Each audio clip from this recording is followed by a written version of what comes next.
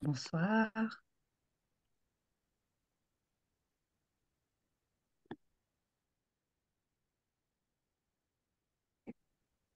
Alors, j'attends encore quelques minutes que tout le monde arrive. Vous êtes très nombreux ce soir et très nombreuses, et je m'en réjouis.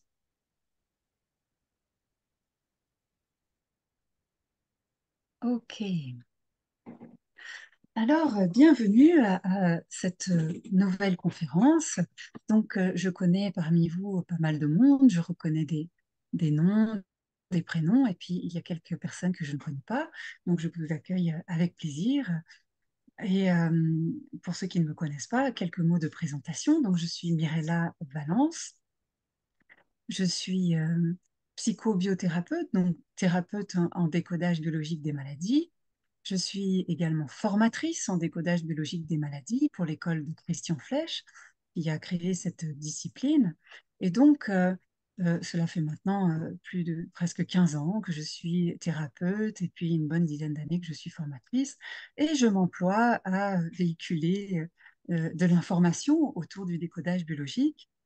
Et puis, j'ai plaisir à animer différentes conférences. Donc, vous pouvez déjà retrouver sur la chaîne YouTube euh, du décodage, et bien, toutes les conférences que j'ai déjà faites au sujet parce que le décodage, au sujet des maladies cardiovasculaires, ostéo-articulaires, pardon, au sujet des maladies gynécologiques. J'ai aussi fait des conférences sur la dévalorisation et puis d'autres sujets. Donc, parfois, j'aborde des thématiques purement physiques et puis parfois, j'aborde des thématiques de mal-être ou vraiment émotionnel, comme c'est le cas ce soir. Et donc, je vous invite à aller voir toutes ces conférences si vous le souhaitez, et notamment la conférence sur qu'est-ce que le décodage biologique des maladies, si vous souhaitez en savoir un peu plus sur cette technique. Ce que je peux d'ores et déjà vous dire, si vous ne connaissez pas le décodage biologique des maladies, eh bien que ça traite au départ des maladies, c'est-à-dire des maladies physiques et non pas psychiatriques.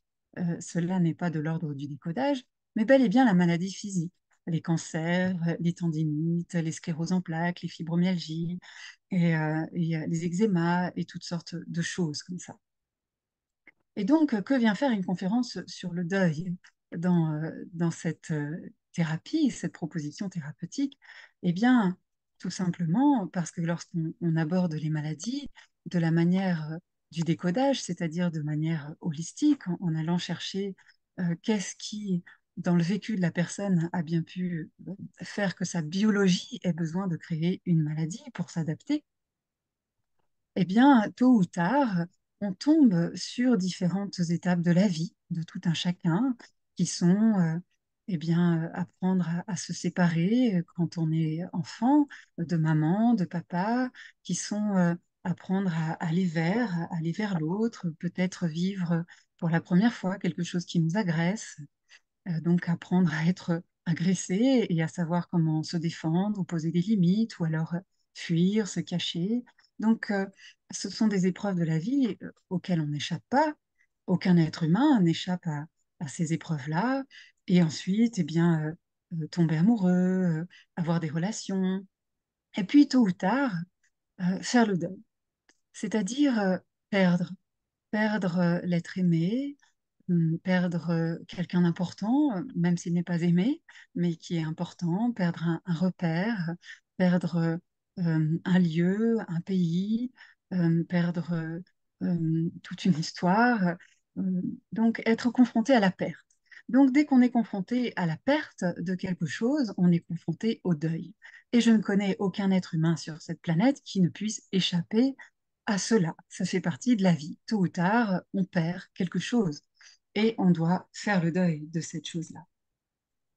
Donc, l'objectif de cette conférence, eh bien, euh, c'est de vous aider à comprendre, si vous êtes patient, à quoi vous attendre, si vous avez besoin d'être accompagné dans le deuil de quelqu'un ou d'une situation, en consultant un thérapeute en décodage biologique. Ou bien, si vous êtes apprenti, thérapeute, ou bien tout simplement intéressé par cela, eh bien, comment on fait? Comment on fait pour accompagner le deuil en décodage biologique? Quelle est la stratégie thérapeutique que j'utilise? Quel est, le, quels sont les outils éventuellement que j'utilise? Voilà pourquoi j'ai été intéressée pour vous parler du deuil. Déjà parce que ça nous concerne tous, et puis parce que c'est toujours intéressant de savoir comment on fait. Alors, bien sûr, vous savez, pour ceux qui me connaissent déjà, que j'aime partager quelques petites images pour accompagner mon discours. Alors, je vous demande juste une minute, le temps de mettre le diaporama en place, et c'est parti. Alors d'abord, la première chose qu'il est intéressant de savoir, c'est qu'est-ce que ça signifie que de faire le deuil? Et puis de quoi est-ce qu'on fait le deuil? Donc d'abord, la première chose, c'est de comprendre. Alors, euh, si on cherche la définition du Larousse, on tape le mot deuil sur Google, on tombe sur la définition du Larousse. Qu'est-ce qu'on reçoit? Qu'est-ce qu'on lit? Eh bien, différentes choses qui concernent le mot deuil à proprement parler. Donc, le deuil, eh bien, c'est la perte, le décès d'un parent, d'un ami. On parle d'avoir un deuil dans sa famille. Le deuil, c'est aussi ce qui désigne la douleur, l'affliction éprouvée à la suite du décès de quelqu'un. C'est l'état de celui qui l'éprouve, donc de celui qui reste vivant, bien entendu. Par exemple, le pays est en deuil, il pleure, c'est mort. Les synonymes de deuil vont être affliction, chagrin, déchirement, épreuve, malheur. Donc, on est tous d'accord pour sentir que derrière le mot deuil, il y a quelque chose de lourd, de douloureux à vivre. Deuil, ça peut être également des signes extérieurs liés à la mort d'un proche et consacrés par l'âge. Donc, on dit porter le deuil. Autrefois, on portait le deuil pendant un certain temps. D'ailleurs, le deuil désignait aussi la durée où l'on portait le deuil. Donc, temps pendant lequel on porte ces signes extérieurs. Le deuil de cette personne dura 6 mois. Aujourd'hui, ça se pratique beaucoup moins, en tout cas dans nos contrées. Peut-être dans certaines parties du monde, on continue de faire ça. Donc, on parlait aussi de deuil pour désigner le cortège funèbre. Tout cela aujourd'hui est moins intéressant. Ce qui nous intéresse, c'est plutôt le point numéro 6, processus psychique mis en œuvre par le sujet à la perte d'un objet d'amour externe. Donc, un objet d'amour externe, ça peut être une personne, mais ça peut être aussi quelque chose, une situation, un lieu, une terre nourricière ou tout un tas de choses. Donc, voilà la définition du Larousse. Maintenant, qu'est-ce qu'on observe en tant que thérapeute et qu'est-ce qu'on observe en thérapie? En tout cas, qu'est-ce que j'ai observé moi en tant que thérapeute en décodage? Et bien sûr, je ne l'ai pas observé toute seule, on m'a transmis aussi tout ce savoir et j'ai pu le valider avec mes patients. J'entends des parasites, s'il vous plaît, pensez bien à couper vos micros pour pas que vos enfants parlent en même temps que moi. Merci. Alors, ce que j'ai observé en thérapie, c'est que le deuil, faire le deuil, eh bien, c'était cicatriser. Donc, c'est un processus de cicatrisation qui va permettre de passer d'une relation extérieure à soi, entre soi et l'autre, donc entre soi et l'autre personne, ou soi et l'objet, à une relation intérieure, profonde, entre soi toujours, et le souvenir de l'autre. Donc, dans un premier cas, je vis ma relation entre moi et l'autre à l'extérieur. Elle existe à l'extérieur de moi, j'en fais partie, bien sûr. Dans le deuxième cas, elle existe à l'intérieur de moi, cette relation entre moi toujours et le souvenir que j'ai de l'autre. Autre définition possible, c'est permettre que l'autre existe en soi, comme une ressource. J'aime bien cette idée que ce qui au départ est un déchirement, au départ est un chagrin, au départ est une affliction, devient par la suite, une fois que le deuil est fait, que le processus est terminé, une ressource qui permette à la personne de vivre sa vie, d'être entièrement avec elle-même, libre de toute dépendance à l'autre. Donc, en conclusion, c'est intégrer la relation à tout être et à toute chose à l'intérieur de soi pour que ça continue d'exister à l'intérieur de soi et qu'on puisse continuer de vivre sur son propre chemin. C'est joli, n'est-ce pas? Alors la grande question, c'est, OK, et on fait ça comment? On fait ça comment? Donc la première chose que j'ai observée, une chose assez importante, euh, c'est que dans ma pratique, j'ai pu valider que le deuil, contrairement à une idée reçue, le processus du deuil n'était pas un processus nécessairement long. Donc, il y a beaucoup de croyances autour de qu'est-ce que c'est que de faire le deuil. On entend notamment que c'est le temps qui fait son œuvre, qui va permettre à la personne de faire le deuil. Autrefois aussi, il n'y a pas très longtemps, on parlait des étapes obligatoires du deuil, c'est-à-dire le déni, la colère, le marchandage, la dépression, l'acceptation et enfin la reconstruction. Aujourd'hui, il y a plusieurs approches qui remettent en question cela.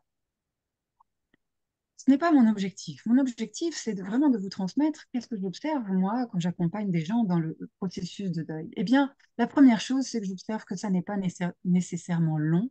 Ça ne prend pas nécessairement des mois, des années. Parfois, ça prend quelques semaines seulement. Ça dépend des gens, bien entendu. Et cela n'a rien à voir, la longueur du deuil n'a rien à voir avec l'intensité de la perte. J'ai déjà accompagné des personnes qui avaient perdu des enfants, qui est quand même un deuil particulièrement intense à faire en tant que parent de, de vivre la perte d'un enfant. Eh bien, finalement, retrouver leur intériorité, retrouver leur verticale, leur dynamisme, leur vitalité, leur envie de vivre, leur désir d'aller de l'avant, en étant, comme on l'a dit plus haut, dans cette acceptation de l'autre à l'intérieur de soi, dans ce souvenir de son enfant comme une ressource. Donc, quelque chose qui, en apparence, a l'air impossible à faire, et pourtant, je l'ai vu. Je l'ai vu chez des personnes qui ont été très inspirantes pour moi, mes propres patients, qui étaient des parents en deuil de leurs enfants et qui vraiment renaissent littéralement à la vie, et pas en 10 ans, en 20 ans, mais en quelques semaines, quelques mois à peine, ce qui est très court finalement quand on pense à la perte d'un enfant. J'ai accompagné des personnes qui ont perdu des parents, bien entendu, des personnes très jeunes qui ont perdu des parents, des enfants même qui ont perdu des parents, ça fonctionne tout autant.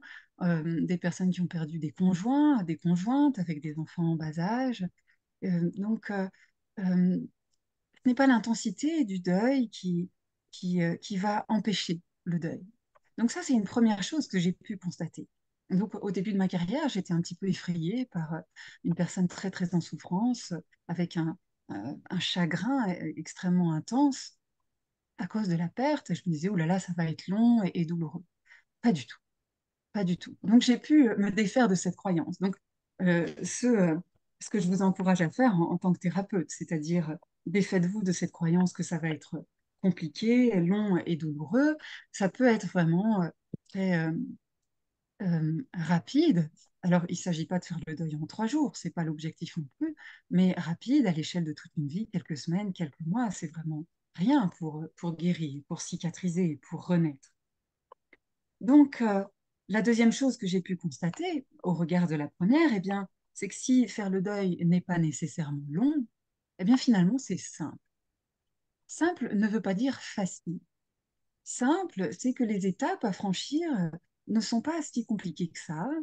Elles sont claires, c'est assez méthodique finalement. Il faut les franchir les unes après les autres, euh, à peu près toutes dans le même ordre. Et puis, une fois qu'on les a franchies, eh bien, le reste se fait tout seul. Donc, c'est simple. Ça peut être extrêmement douloureux, donc ce sont des séances en général très émotionnelles, très puissantes, mais également très énergisantes. Quand j'accompagne des gens dans un deuil, eh bien, je vois des personnes pleurer beaucoup, exprimer des souffrances importantes, et pour autant ensuite retrouver une énergie forte, intense, même à la fin de la séance. Donc, c'est pas obligatoirement long, ça peut être court et ça peut être simple. Alors voilà la stratégie thérapeutique que j'ai apprises en décodage biologique, que j'aime appliquer avec mes patients et donc que je vais vous exposer. Donc, d'abord, il s'agit de franchir un premier obstacle. Le premier obstacle, c'est la confusion, la fausse croyance à propos de ce que c'est que de faire le deuil. Donc, il y a beaucoup de personnes qui, quand elles perdent quelque chose ou quelqu'un auquel elles sont très attachées, eh bien, vont être dans la peur de les oublier. Si je fais le deuil de cette personne, alors ça veut dire que je vais l'oublier. Donc ça, c'est une fausse croyance, c'est une espèce de confusion où vraiment la personne, du coup, reste bloquée dans la souffrance, dans la mémoire douloureuse de la personne, puisque pour elle, faire le deuil, c'est oublier, c'est passer à autre chose, donc on ne pensera plus à la personne aimée. Donc, il y a vraiment une pédagogie à faire. Je commence toujours par ça, faire de la pédagogie sur qu'est-ce que c'est que faire le deuil. Donc, non, faire le deuil, ça n'est pas oublier. Au contraire, c'est cultiver un souvenir, mais un souvenir joyeux, un souvenir bénéfique, un souvenir qui servira de ressource, un souvenir sur lequel on peut s'appuyer pour, euh, comme des repères intérieurs, toutes ces personnes et ces choses qu'on a perdues, dont on a été séparés, arrachés, eh bien, c'est autant de briques dans notre construction sur lesquelles on peut s'appuyer. C'est censé être un bénéfice. Donc, on ne va certainement pas oublier, mais au contraire, se souvenir. C'est la manière dont on va se souvenir qui va nous permettre de faire le deuil. Donc, je vérifie toujours que la personne a bien compris. C'est un premier obstacle que je cherche. Parfois, la personne n'a pas besoin de cette pédagogie, elle valide en quelques minutes, oui, oui, oui, j'ai bien compris ça, et justement, je voudrais aller de l'avant. Et parfois, vraiment, ça prend un bon quart d'heure à défaire des croyances, à- à rassurer la personne, à lui donner un objectif de ce que c'est que de faire le deuil. Donc c'est un premier obstacle qui empêche de faire le deuil. Je parle d'obstacle parce que c'est quelque chose qui empêche de faire le deuil. Donc une personne pourra essayer de franchir toutes les étapes suivantes. Vous comprenez bien que si elle a peur d'être dans l'oubli, son intérêt, c'est de ne jamais aller au bout du processus de deuil, puisque le bénéfice secondaire, c'est de ne pas oublier la personne. Ok. Donc c'est un premier obstacle, c'est un premier verrouillant qu'il faut vérifier impérativement. S'il existe, eh bien, on le travaille, on fait de la pédagogie. S'il n'existe pas, on passe à l'étape 2. Le deuxième obstacle qui va empêcher une personne de faire le deuil, c'est d'être dans le déni du caractère définitif de la mort. Donc, quelles que soient les croyances religieuses, spirituelles de la personne, on peut croire à une vie après la mort, au paradis ou à rien du tout, eh bien, il y a un caractère définitif qui est apporté par la mort ou la fin de quelque chose, c'est que ça n'existera plus jamais tel que ça a existé. Donc, vous êtes d'accord que si vous perdez votre père, votre mère, votre chien, ou votre enfant, ou votre sœur ou frère, ou je ne sais pas qui, eh bien, quand bien même vous croyez Plutôt. très fort à la vie après la mort, vous n'aurez plus jamais en face de vous cette personne en chair et en os qui va vous parler, qui va interagir avec vous. C'est définitif, c'est irréversible. Ok. Alors ça a l'air bête ce que je vous raconte là, ça a l'air évident, bête dans le sens où c'est juste voilà une évidence criante. Eh bien pas tant. J'ai déjà vu des gens, euh, ça me fait sourire parce que j'ai été très étonnée en mettant en pratique cette vérification, de voir à quel point des gens pouvaient être dans le déni de, oui, de ce caractère définitif sans qu'on en ait l'impression, avec une espèce euh, euh, de croyance qu'ils ont fait le deuil. Ça a été notamment le cas, je me souviens d'un jeune homme que j'accompagnais qui avait une vingtaine d'années et il avait perdu sa maman assez jeune, vers 7 8 ans. Donc il se souvenait très bien de sa mère. Et puis, au moment de vérifier cette information, est-ce que vous avez bien compris que votre mère ne reviendrait plus jamais? Là, c'est le choc. À partir du moment où j'ai prononcé le mot plus jamais, Et j'ai senti quelque chose se figer à l'intérieur de lui. Donc, je propose une technique toute simple pour vérifier que la personne n'est pas dans le déni, c'est de faire écrire à la personne cette phrase. Un tel ou une telle est mort et ne reviendra jamais. C'est définitif. Je m'arrête à ne reviendra jamais. Je la fais écrire et lire à haute voix. Si la personne peut écrire et lire ceci à haute voix, sans éprouver de grandes émotions, ou alors en éprouvant une grande émotion parce que c'est tout frais, mais en sentant que, voilà, oui, j'admets, je vois, c'est OK pour moi, voilà, je suis d'accord avec cette phrase, quand bien même ça me rend très triste, alors c'est que la personne n'est pas dans le déni. Si la personne est incapable d'écrire la phrase, si la personne est incapable de la lire, ou si la personne, en la lisant, a un choc véritable et s'effondre, c'est que la personne était dans le déni, ou l'est encore. Donc, c'est un moyen simplissime de vérifier, qui marche à tous les coups, et que je fais systématiquement. Sans me fier à l'impression générale que j'ai, on pourrait croire que quelqu'un qui a perdu sa mère à 8 ans et qui a maintenant 25 ans a fait le deuil depuis longtemps et qu'il n'est pas dans le déni de la mort de sa mère puisqu'elle n'est jamais revenue. Eh bien, cet homme-là l'était toujours. Il attendait toujours que sa mère revienne un jour ou l'autre. Il y avait toute une part de lui adulte qui avait grandi sans sa mère et qui était parfaitement au courant, et toute une autre part de lui qui était toujours dans l'attente que maman revienne. Et donc, comment j'ai su que cet homme-là était dans le déni? Parce que j'ai vu son visage se décomposer quand il a entendu le mot jamais. Euh, Quand il a fallu écrire la phrase, il l'a écrite. Impossible pour lui de la lire à haute voix, donc de l'entendre, de la mettre en matière. Donc, patience, vous expliquez encore une fois, vous faites de la pédagogie, vous entourez la personne avec beaucoup de sécurité, comme vous savez faire en tant que thérapeute, et vous la poussez à regarder ce caractère définitif en face. Je vois qu'il y a des mains qui se lèvent. J'ai oublié de dire qu'il y aura bien sûr un temps après la conférence pour les questions, mais s'il y a des questions urgentissimes, je veux bien y répondre. Olga, je t'écoute.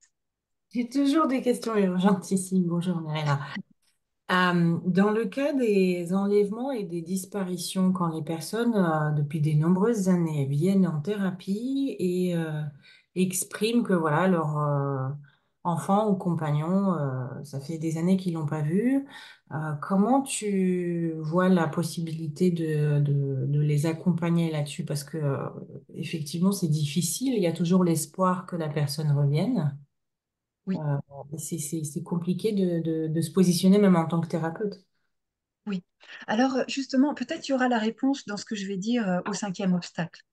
D'accord, J'espère. Sinon, tu me reposes la question. ça Ok. marche. Alors, je prends le temps de vérifier que la personne a bien entendu le caractère définitif de la mort. Donc, ces deux premières étapes, parfois elles prennent déjà la moitié de votre séance, comme parfois elles prennent 3 minutes, hein. 3 minutes, c'est réglé. Oui, oui, je sais bien ce que c'est que de faire le deuil. Oui, oui, j'ai bien compris que la mort était définitive. On passe au troisième obstacle à franchir pour pouvoir enclencher ce processus de deuil, le vivre, le traverser. Eh bien, c'est de garder une image altérée et souffrante du défunt. Donc, que la personne soit morte d'un accident, que la personne soit morte d'une maladie, ou bien qu'on l'ait vu, hein, qu'on l'ait vu abîmé dans son corps, ou bien qu'on se soit fait le film de la personne. Parfois, on ne l'a pas vu, mais on a imaginé la personne. C'est le cas, par exemple, des personnes qui sont mortes noyées, et où la personne se fait le film du corps ou même de la noyade, de la souffrance qu'a vécu le défunt. Eh bien, cela peut tourner en boucle dans le cerveau de celui ou de celle qui essaye de faire le deuil, et c'est un véritable obstacle au processus. C'est-à-dire que quand bien même on essaye d'aller de l'avant et de se reconstruire, il y a toujours comme une obsession cette image souffrante du mort. Donc j'ai eu plein de témoignages. Donc une personne dont le frère était mort d'un accident de voiture Et on lui a dit, on ne peut pas vous montrer le corps, il est trop abîmé. Elle n'a pas vu le corps, mais du coup, elle s'est fait l'image. Elle s'est fait l'image, elle a imaginé bloqué, défiguré. Donc, elle a imaginé une image d'horreur et elle n'a pas pu s'empêcher encore et encore de voir le moment du choc avec la voiture, qui est un choc frontal, l'image disloquée, le visage complètement défiguré. Une autre personne me disait, j'ai vu mon ami entièrement brûlé et c'était une image choc. Une autre personne, c'est juste mon enfant est tout bleu, il ne respire plus. Une autre, c'est je l'ai vu dépérir pendant des mois et des mois et des mois et je le reconnaissais plus. Il est devenu si maigre, il est devenu si moche, laid, non pas dans son regard, mais dans son corps. On aurait dit un cadavre et c'était terrible, etc. Une autre personne me dit, je croyais qu'elle allait mourir paisiblement, mais au moment de les quelques minutes qui ont précédé la mort, c'était comme une espèce de lutte. Il y avait tout son système nerveux qui se tendait, le corps s'arc, les dents se serrent. Et donc ça, c'est ce qui arrive parfois en phase terminale de maladies graves, de cancer notamment. Donc, des images chocs pour les gens. Et qu'elles soient soudaines ou étalées sur plusieurs mois, ça devient comme une obsession. C'est-à-dire que euh, sur des années de vie et de relations, la personne ne retient plus qu'une seule image, c'est la dernière, ou les quelques dernières, la souffrance, le corps altéré, abîmé. Donc, ceci est un obstacle vraiment très important à lever si on veut que la personne puisse aller dans le processus de deuil. Sinon, son cerveau va vraiment rester dans une boucle, comme ça, une boucle temporelle et tourner en rond et ne pourra pas aller de l'avant. Donc, en tant que thérapeute, qu'est-ce qu'on va faire? On va rétablir une image apaisante, heureuse du défunt. On va chercher à faire en sorte que la personne se souvienne euh, des nombreuses images de sourire, de joie, de partage, de rigolade, de bonheur euh, partagé avec la personne, où elle était en pleine santé, plutôt que quand la personne est abîmée. Donc, pour cela, on utilise des techniques de PNL en général qui sont assez efficaces, rapides, voilà, qui prennent là aussi quelques minutes, très puissantes. Euh, Vous pouvez en connaître d'autres, hein, bien sûr, les uns et les autres, que ce soit l'hypnose ou d'autres choses. Donc, on va utiliser des techniques de thérapie brève où l'objectif, c'est de remplacer une image par une autre. Et c'est très important de pouvoir faire ça. Donc, une fois que la personne elle a compris que faire le deuil serait se souvenir, mais d'une bonne manière, bénéfique pour elle. Qu'elle a compris qu'il fallait passer à autre chose, qu'il y avait quelque chose de définitif, de fini, qui ne reviendrait plus jamais, et que donc il allait falloir composer avec ce caractère définitif, qu'elle gardait une bonne image apaisante et heureuse du défunt. On va pouvoir enfin passer au cœur du processus de deuil. Je l'appelle le cœur du processus parce que c'est en général ce qui prend le plus de temps. C'est communiquer, tout dire et intégrer le bon. Alors qu'est-ce que ça veut dire?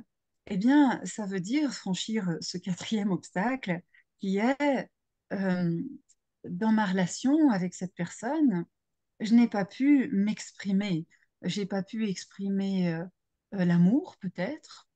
J'ai pas pu exprimer mon admiration, ma fierté, des choses positives. J'ai pas pu exprimer les contentieux. J'ai pas pu dire que je n'étais pas contente. J'ai pas pu dire euh, que j'étais frustrée, que j'avais manqué de ceci ou de cela dans notre relation. Euh, et donc, il y a la relation avant la mort, avant la maladie, avant l'accident, mais il y a aussi la relation au moment de la maladie.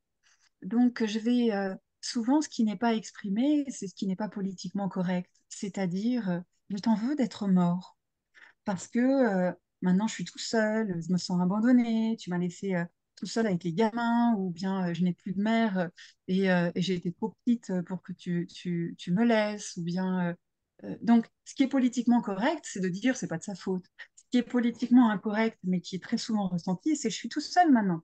Qu'est-ce que je fais? Et je t'en veux, tu aurais dû bien que ce ne soit pas ta faute, je me sens abandonnée, je suis en colère, soit contre toi, soit contre la vie.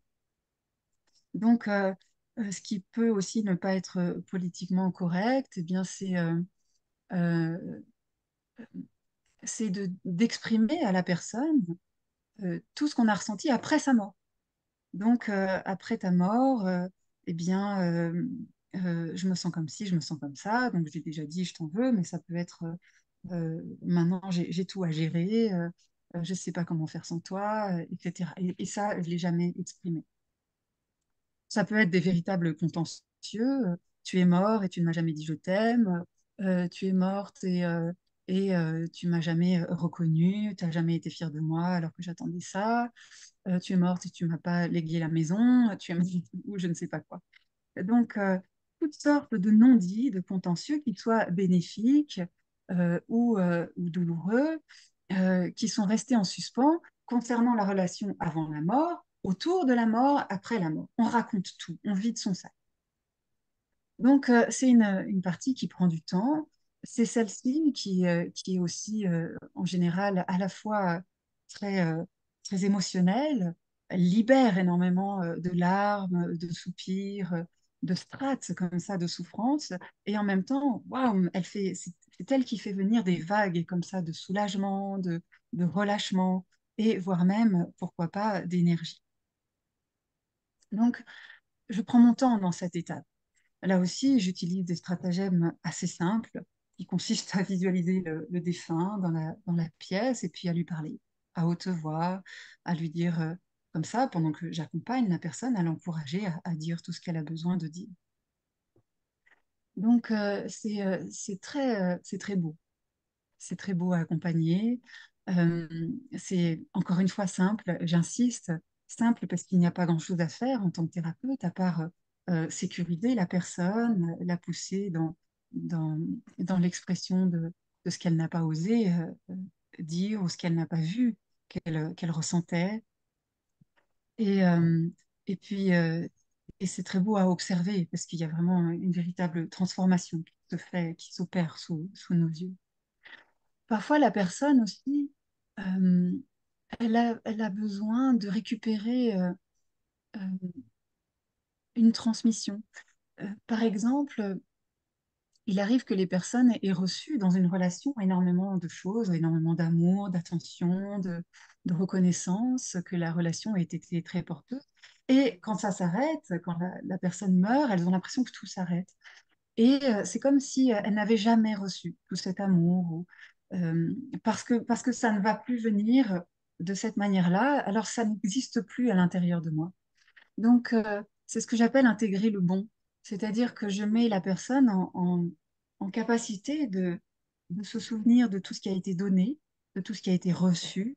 Donc, j'ai reçu tellement d'amour de toi, j'ai reçu tellement de joie, de rire, d'éducation, de connaissances, de je ne sais pas quoi.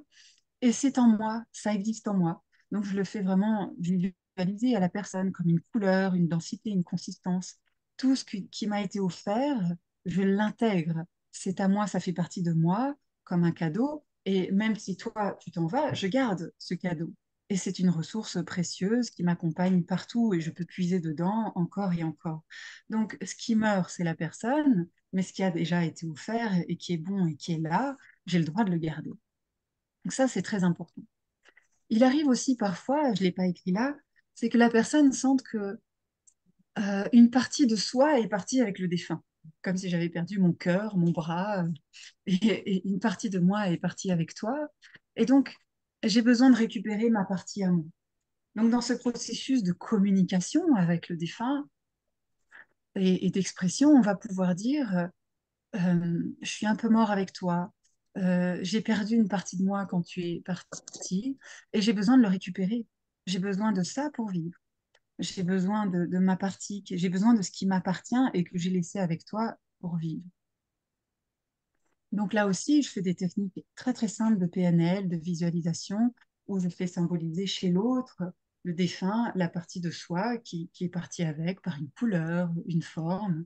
Et puis, je demande à la personne de le réintégrer à l'intérieur de soi, de le récupérer ce morceau de soi. C'est très très fort.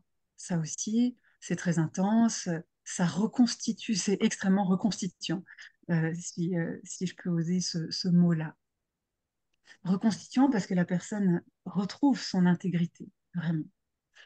Donc, voilà une étape qui prend du temps. Elle peut prendre une séance entière, voire même 2 séances.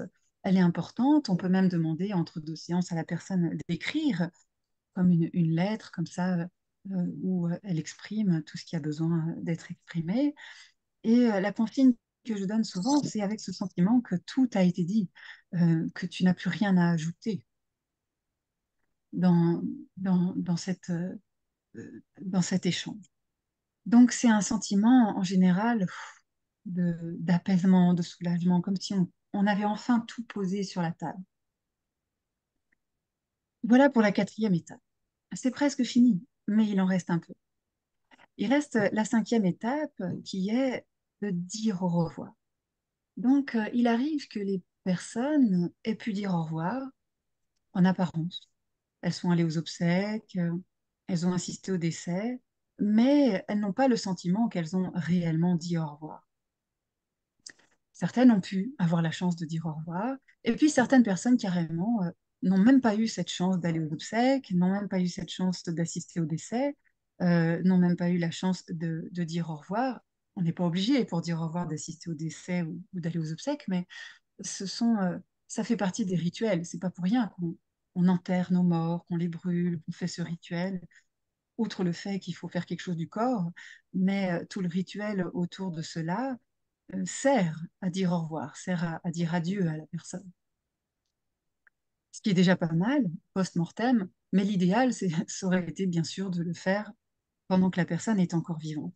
Donc si la personne meurt brutalement d'un accident, d'une maladie, ou bien qu'il y a eu des contentieux, des non-dits, que la communication n'était pas facile, alors, alors il se peut qu'on n'ait pas pu dire au revoir. Donc c'est souvent le cas des personnes qui ont été enfants quand elles ont perdu quelqu'un, et puis elles n'ont pas eu le temps de dire au revoir à leur mère, à leur père, parce qu'on leur a dit, mais il part à l'hôpital, il reviendra, ou alors, hop, il a disparu, c'est ce qu'on dit aux enfants, il a disparu. Ah, mais il est où? Il s'en est allé, mais où? Et puis on leur dit plus rien, en tout cas, ça se faisait beaucoup autrefois, on voulait les protéger en gardant le silence. Donc c'est très important que la personne puisse prononcer les paroles d'adieu, bien sûr, avec ce sentiment d'avoir tout dit. Donc parfois, quand on passe à l'étape 5, il est temps de dire au revoir. Hop, on revient à l'étape 4. Attendez, j'ai pas tout dit. Il y a ça aussi que j'avais oublié. Donc on peut faire des allers-retours comme ça entre l'étape 4 et l'étape 5 et que la personne ait le sentiment de pouvoir dire au revoir, de pouvoir euh, euh, vraiment faire ses adieux. Je prends souvent cette métaphore comme on le faisait au XVIIe siècle au port et qu'on laissait partir quelqu'un sur un bateau qui s'en allait pour le Nouveau Monde et qu'on était quasiment sûr de ne jamais revoir parce que le voyage durait des mois et des mois et que la personne sans doute ne reviendrait pas si elle s'en sortait vivante. Donc, euh, il y a quelques siècles en arrière, on faisait des adieux, comme ça, parfois définitifs, à des gens qui étaient pourtant encore bien vivants, mais on les laissait partir vers une autre vie, un autre chemin, et on acceptait de rester soi à terre pendant que l'autre prenait une autre route. Donc c'est vraiment ce sentiment-là que je cherche à faire exprimer, c'est-à-dire, est-ce que c'est possible pour toi de dire adieu, de dire au revoir, bonne route, quoi. Bonne route à toi, pendant que moi je poursuis la mienne. Donc nos chemins se séparent et on se l'exprime. Donc c'est une étape où il y a beaucoup d'expressions de, de tendresse, de partage. Il y a encore des mots parfois d'amour échangés. Là aussi, j'utilise la visualisation tout simplement, hein. Fais ce qui t'est nécessaire, dis ce qui t'est nécessaire pour dire au revoir. Voilà, accueille. Selon si c'est un enfant qui est mort ou un adulte ou une personne âgée, et selon les circonstances, euh, je peux faire intervenir, euh, et bien sûr dans le respect des croyances de la personne, des, euh, des entités, des anges, des êtres de lumière, Allah, Marie, Joseph, Jésus, les ancêtres. Je m'adapte. Je m'adapte à la personne qui est là en fonction de ce qui va être rassurant pour elle comme si le défunt qu'elle laissait partir allait vraiment vers quelque chose de nouveau, la lumière, Dieu, les ancêtres, ou tout simplement quelque chose de mystérieux, mais qui l'accueille, comme si elle ne partait pas seule. C'est d'autant plus important quand il s'agit d'enfants. Je fais toujours intervenir comme des parents de lumière ou des parents de remplacement en quelque sorte, à qui l'adulte va pouvoir confier son petit qui est décédé en toute sécurité. C'est pas je t'abandonne dans le néant, c'est je te confie à la lumière, je te confie à Dieu, je te confie aux ancêtres, je te confie aux anges, je te confie au grand mystère de la vie, mais je te confie à quelque chose. Donc ça, c'est très important dans cet au revoir. Waouh, ça fait déjà pas mal de choses. Donc, euh, vous voyez, je vous disais tout à l'heure, c'est simple. Ces 5 étapes-là, euh, et les 3 premières étapes étant relativement assez rapides, eh bien, elles vont vous prendre 1 à 3 séances maximum. C'est vraiment impressionnant de voir à quel point on peut aller vite. Alors, les 3 séances en question, on n'est pas obligé de les faire en une semaine. En général, je laisse le temps d'intégration à la personne de chaque séance. Donc, si ça doit prendre 3 séances, il y aura peut-être 3 semaines, un mois, voire 2 ou 3 mois qui vont passer entre chaque séance. Je laisse libre la personne de revenir quand elle le sent. Je lui donne juste l'information de où est-ce qu'on en est dans les étapes et qu'est-ce qu'il nous reste à faire. Et puis, certaines personnes choisissent de venir au bout de 3, 4 mois, mais en général, euh, une fois qu'elles ont compris les étapes, qu'elles ont compris la pédagogie, qu'elles ont commencé, elles ont envie d'y aller. Elles sentent que c'est, euh, c'est maintenant, donc elles reviennent assez rapidement tous les mois. Et puis, quand je vous dis 1 à 3 séances, c'est vraiment 3 le grand maximum. En général, c'est 1 à 2 que ça prend. Et encore une fois, le nombre de séances ne dépend pas de l'intensité. J'ai accompagné des parents pour leurs enfants qui, en une séance, avaient réglé le problème. J'ai accompagné des personnes pour leur arrière-grands-parents et ça a pris 3 séances, alors qu'a priori, on pourrait croire que les personnes âgées sont plus acceptables parce que il y a une espèce de consensus. Elle est âgée, elle doit mourir, alors qu'une personne jeune, elle n'est pas censée mourir. Donc, ça ne veut rien dire, encore une fois. J'ai accompagné des personnes pendant 3 séances sur le deuil d'un animal, donc qui a été long et douloureux. Donc, je ne me fie pas à l'être qui a été perdu, à l'intensité de la relation. Je me fie simplement à où est-ce que la personne en est dans ces étapes. Et ce que j'ai remarqué, c'est qu'une fois que la personne a franchi toutes ces étapes, là, ça se fait tout seul. D'ailleurs, dans les séances, je vois qu'il y a une véritable transformation. Donc, la personne retrouve de l'énergie assez immédiatement.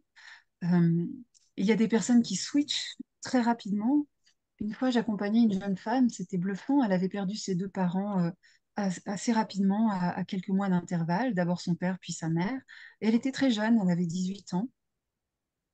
Et donc, elle m'a consultée voilà, pour pouvoir. Elle se sentait bloquée dans sa vie, elle voulait faire des études, elle était un peu perdue. On a fait le deuil successivement de son père, de sa mère. Et puis, en suivant ces étapes, hein, ça a pris une séance pour papa, une séance pour maman. Et puis, je l'ai revue une troisième fois et en croyant poursuivre. Et là, elle me dit, mais je viens complètement pour un autre sujet. Et la troisième fois, c'était plusieurs mois plus tard. Elle avait repris rendez-vous peut-être un an plus tard. Et elle me dit, je viens complètement pour un autre sujet. En fait, depuis que j'ai fait le deuil de mes parents, ma vie est géniale. J'ai décidé de partir à l'étranger, j'ai monté une entreprise, euh, je, je suis devenue ceci, cela, j'ai créé, j'ai rencontré des gens, j'ai des nouveaux amis. D'ailleurs, j'ai même un conjoint et c'est formidable. Donc, poum, c'est comme si toute sa vie avait redémarré, elle était pleine d'énergie et elle avait un autre sujet qu'elle voulait aborder avec moi. Donc cette personne, elle avait switché très rapidement. Euh, une autre personne, c'était très touchant, elle était venue me voir pour faire le deuil de son mari qui était décédé d'un cancer. Et elle avait des enfants en bas âge avec cet homme-là, donc ça avait été assez douloureux pour elle. Et c'était vraiment son objectif. Je viens faire le deuil de mon mari. Donc, on avait suivi toutes ces étapes. Et puis, je l'avais revue quelques temps après, peut-être un an après, où elle revenait me voir en me disant, j'ai un problème parce que j'essaye de rencontrer une nouvelle personne, parce que tout le monde me dit que je dois rencontrer quelqu'un pour ne pas être seule, et puis je me sens plutôt prête. Enfin, c'est ce que je croyais. Et puis on travaille comme ça sur sa demande, elle voulait sortir de cette confusion, elle voulait rencontrer quelqu'un, en même temps, elle savait pas trop. Et au final, on revient à son mari et au deuil de son mari. Et elle me dit, je sens que le deuil qu'on a travaillé est en place, c'est fait, je me sens bien quand je repense à mon mari, mais je j'ai pas envie pour le moment, de le remplacer, en fait. Et tant que j'ai pas envie de le remplacer, les gens disent, t'as pas fait le deuil. Donc, on en arrive à ça. Est-ce que j'ai fait le deuil si je n'ai pas envie de remplacer mon mari? Et donc, ce qui l'a bloqué, ce qui, ce qu'elle avait besoin de clarifier, c'est j'ai le droit aussi de prendre du temps, de prendre le temps de terminer une étape. Alors que j'ai dit au revoir, alors que je m'appuie sur son souvenir comme quelque chose de positif, eh bien, j'ai le temps de, de rester seule, de profiter de ce souvenir, de m'en nourrir. Et ça faisait partie de son deuil, finalement. Donc, elle avait fini par dire, bah, j'ai, finalement, je vais m'autoriser à dire aux gens, laissez-moi tranquille, en fait, avec le deuil de mon mari. Si j'ai fait le deuil, si j'ai pas fait le deuil, ça vous regarde pas. Et surtout, laissez-moi le temps dont j'ai besoin pour euh, finir ma relation, mais intérieure. Là où pour moi, elle avait fait le deuil, c'est qu'elle était vraiment en train de vivre à l'intérieur d'elle-même une relation entre elle et le souvenir de son mari. Ce n'était pas quelque chose à l'extérieur qui lui proposait, qui lui provoquait du déchirement. Il est plus là, il me manque, il est plus en dehors de moi. Il est bien à l'intérieur de moi. Son souvenir est vivace. Je m'appuie dessus, je m'en nourris. Et pour le moment, j'ai pas envie de penser à autre chose, quoi. Donc, pour moi, c'était déjà de l'après-deuil. Ça faisait partie de cette histoire. Mais c'était très joli. Donc, je vous donne tous ces différents cas de figure pour que vous compreniez aussi que, bien sûr, chaque personne est unique. Bien que je vous dise, c'est très simple et ça va vite, tout ça est à adapter à chaque personne, évidemment. Euh, Dans certains cas, assez rarement, il m'arrive de, de buter comme ça, de voir des personnes qui reviennent quand même en me disant j'ai toujours pas fait le deuil ou qui ont suivi ces étapes. En apparence, tout va bien. Puis plus tard, elles me disent non, non, non, je suis encore en train de pleurer l'être que j'ai aimé. Et donc, dans ce cas-là, j'ai deux hypothèses. Soit il y a une de ces étapes qui n'a pas pu aller jusqu'au bout et c'est comme ça. Donc, je reprends les étapes et je vérifie que tout est OK. Soit qu'il y a un bénéfice secondaire à rester dans la douleur, dans la souffrance. Par exemple, dans ce que j'ai pu rencontrer, eh bien, euh, si je sors de cette perte, eh bien, je vais devoir être responsable de ma vie, de mon bonheur, et je ne peux pas.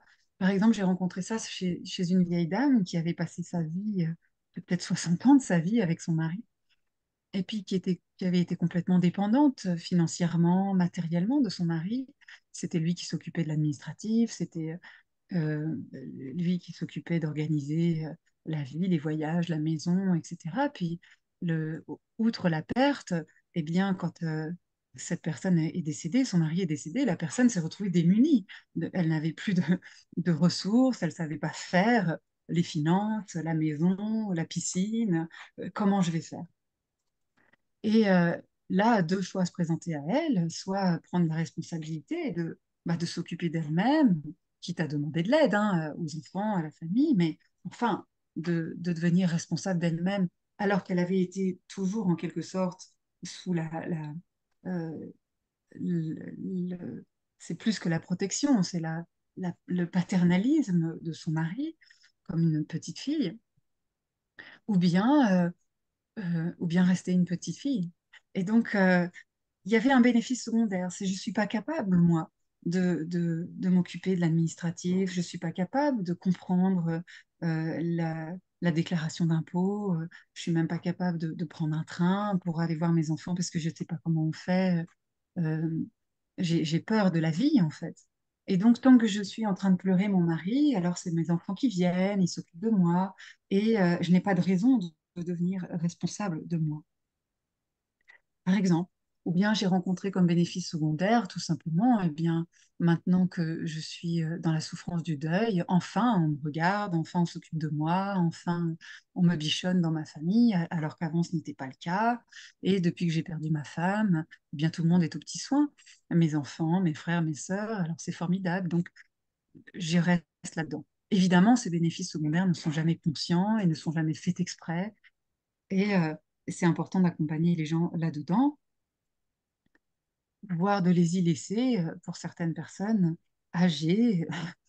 Parfois, le plus simple, c'est de leur dire, écoutez, faites-vous aider par votre famille et ça ira très bien. J'en ai vu qui ont préféré choisir de rester dans la dépendance et le chagrin plutôt que de devenir responsable d'eux parce que c'était trop difficile. Mis à part ça, sincèrement, euh, une fois que la personne a franchi les étapes du deuil et qu'elle retrouve son envie de s'occuper d'elle et le pouvoir de s'occuper d'elle, elle le fait.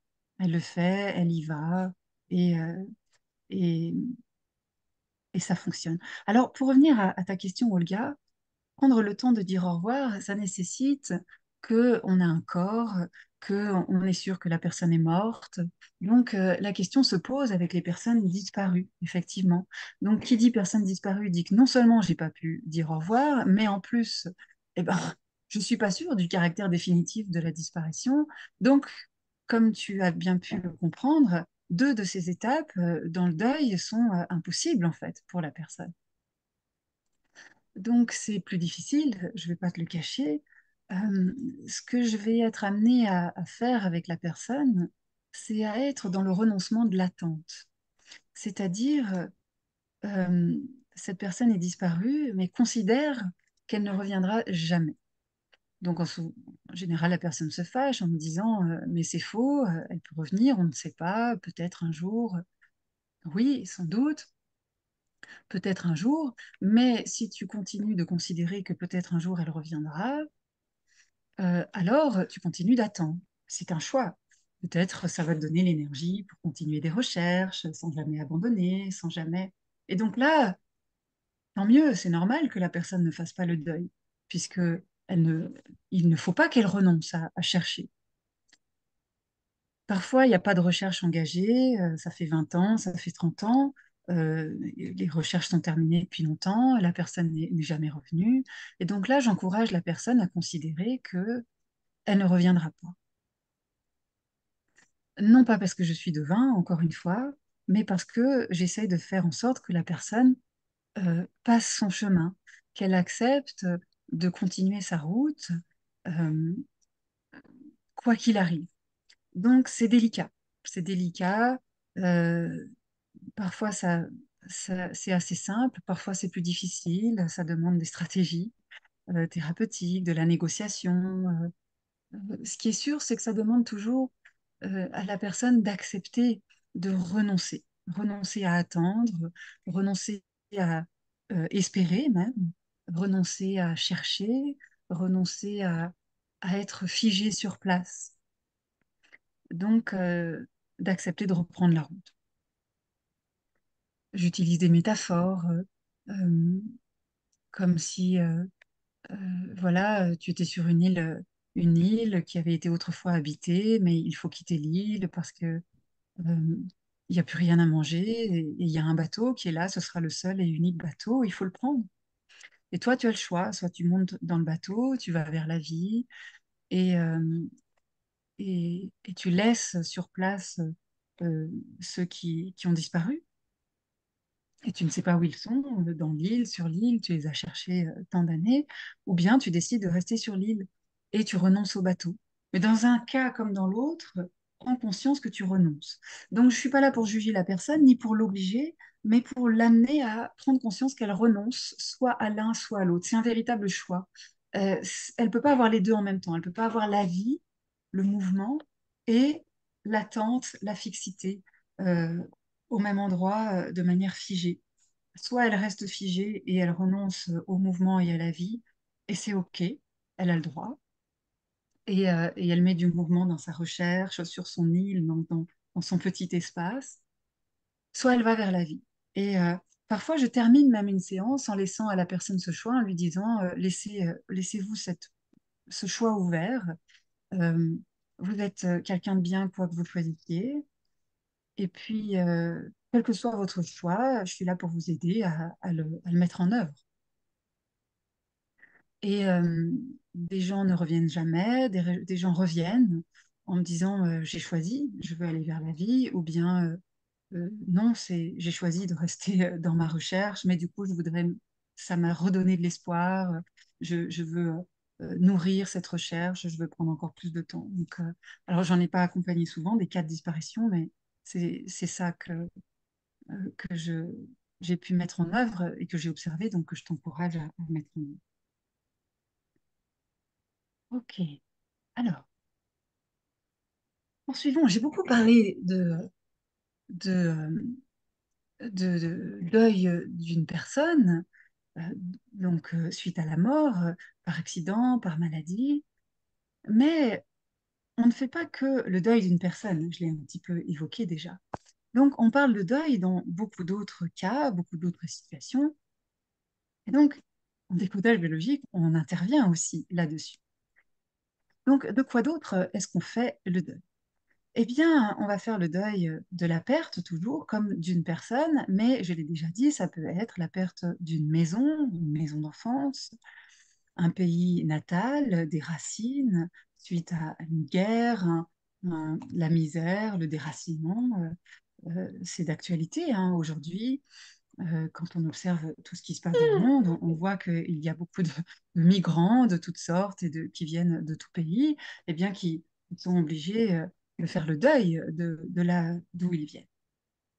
On peut faire le deuil d'un organe, d'un membre de son propre corps, soit parce qu'on a eu un accident, qu'on a perdu une jambe, un bras, un œil, soit on a dû être opéré du sein, de l'utérus, d'un testicule, et on a perdu quelque chose d'important pour soi qui faisait partie de son intégrité. Donc, euh, je vais observer des étapes finalement assez similaires qui sont euh, accepter le caractère définitif de cette perte.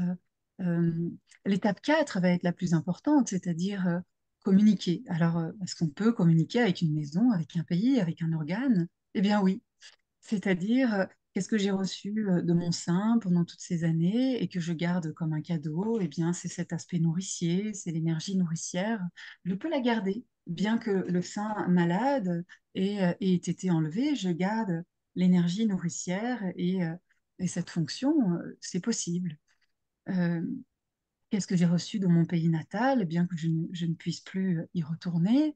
Eh bien, j'ai reçu tellement de soleil, de rire, c'était la joie, la communication. Et pour le moment, je ne peux pas y retourner, mais je garde mes racines, je garde cela comme un cadeau. Donc, tout ça est possible. Dire au revoir, bien sûr, c'est une étape importante.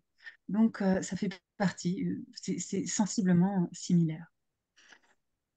C'est très important également de prendre en considération ça. Donc, parfois, la perte de ce genre de choses, bien que ce ne soit pas des personnes, eh bien, est aussi douloureuse que la perte d'une personne.